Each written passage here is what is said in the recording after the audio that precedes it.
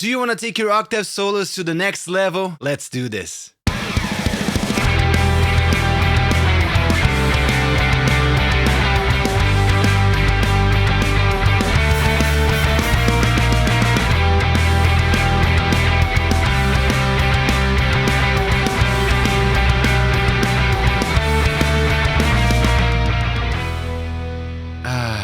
You know, sometimes you get to the middle of the song and you gotta burst out that solo, that lead solo that everybody's expecting. But if you're like me, you cannot shred. Shredding is for people with long hair that are good at math. And you are like me. You like simple things. You like food, porn, and punk rock. So you can't shred, right? And it's okay, because what you do when you get to that little section of the song where you need to burst out a solo, well, you know it, you proudly yield your guitar right here. You make the famous claw shape with your hands and you burst out an octave solo.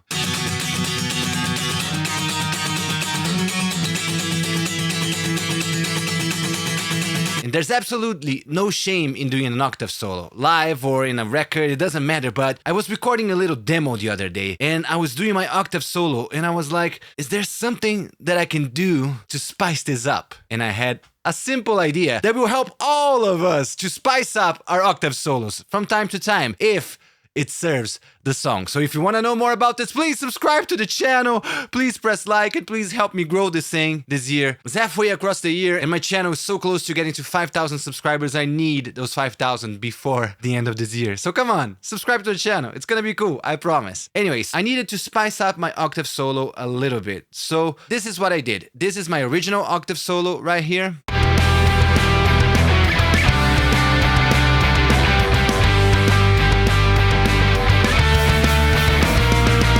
And there's nothing wrong with that, very traditional, very, very classic, right? But this is my new octave solo right here.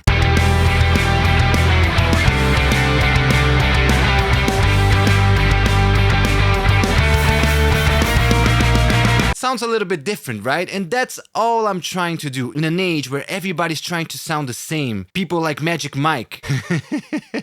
I said Magic Mike again. Every time I'm trying to talk about MGK or what's his name? Machine Gun Kelly, I say Magic Mike, which I guess it makes sense because they're both blonde guys with really nice abs that make teenagers really aroused. But yeah, and I guess that's good because teenagers are the ones who buy music nowadays, or I guess the ones who dance to music on TikTok nowadays. I don't know how you make money off that, but it's what happens. And going farther into my tangent, I'm sorry, I'm gonna get to the video soon, but did you ever notice that these TikTok teenagers, they dance to the same song wearing the same outfit multiple times? I get it when you really like a song, but what's up with wearing the same thing multiple times? Do they think that's branding or something like that? Because in my time, that used to be called having a cartoon character's closet. You know when Mickey Mouse goes to his closet and he only has the same outfit multiple times in there?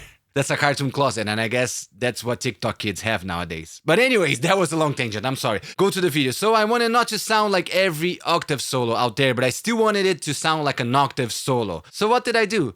Something very simple that all of us can do in any DAW with any plugin, and it's super easy. When you do an octave solo, what you do is basically what I did in the intro, right? You do the claw, and you play your guitar solo, and that's it. It sounds fine, it sounds traditional, and it's all good. But what if you wanted it to sound a little bit more epic and have more control of your solo in general? Just make it sound larger than life. Well, DJs and EDM producers have been doing this for ages. And I am talking about something very simple called layering. We layered. If we're doing an octave solo, what do we have to layer? We have two notes, the main note and the octave, right? So we can record them separately. And to make it even cooler, we can record the main note once, stick it in the middle, and record the octave twice and spread them a little bit to the sides. So we have a little bit of a spread of an octave chord, which is super cool. And this is exactly what I did here if you look in Ableton. So I recorded my main note right here, this one.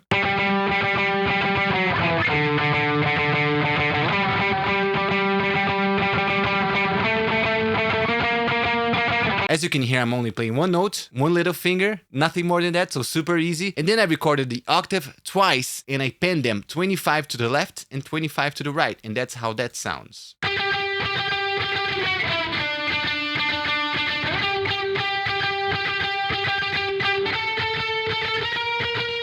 And when you put them all together, it sounds like an octave chord, as if I was playing the full thing at once.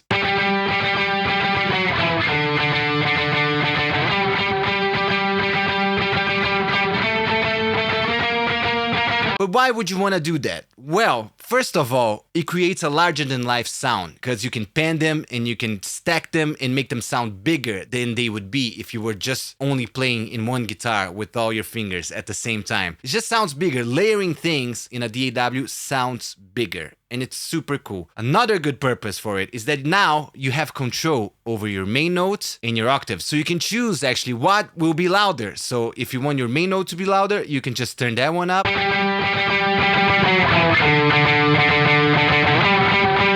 Or if you want your octave to be louder, you can just turn that up.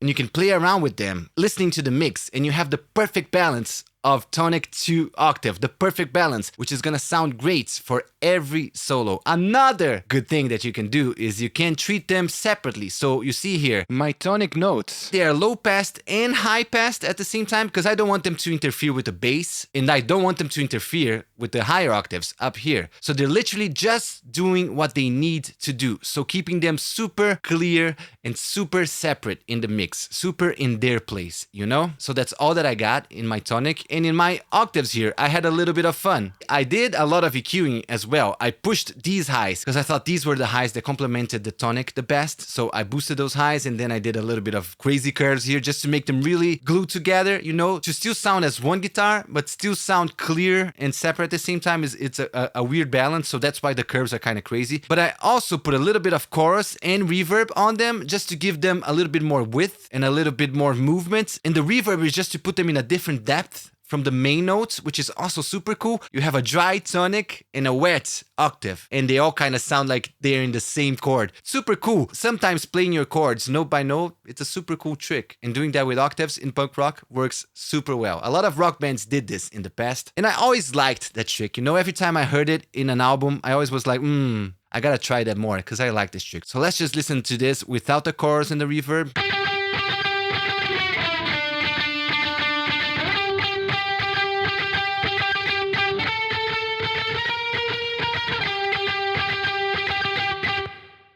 And you see, it just makes it a bit more epic, I think. And then when you put everything together,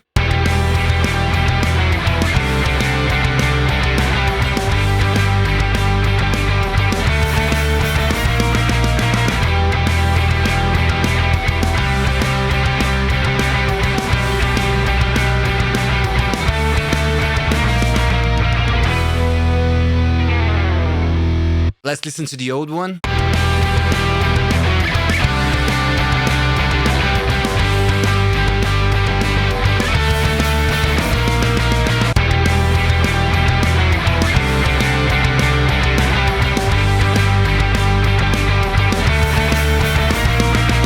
You see, the old one sounds good, but the new one sounds similar, but it's just more clear. And just because everything is spread and EQ and more controlled, you can even hear the bass better because it's giving space to the bass, and it's probably gonna give space to vocals if I want to put vocals on top of that as well. It's super cool because it gets a thing that's super tight in the middle and kind of boring there and just doing what it's supposed to do and just makes it larger and cooler. And stacking is a super cool trick that it's been used for ages. You can always do it because nowadays we have digital DAW, so you can stack as much as you want as long as your CPU takes it, right? I'm even gonna stack the old one on top of this one, just make it even bigger. This was not scripted in the video, so it might not work, but let's hear how it sounds.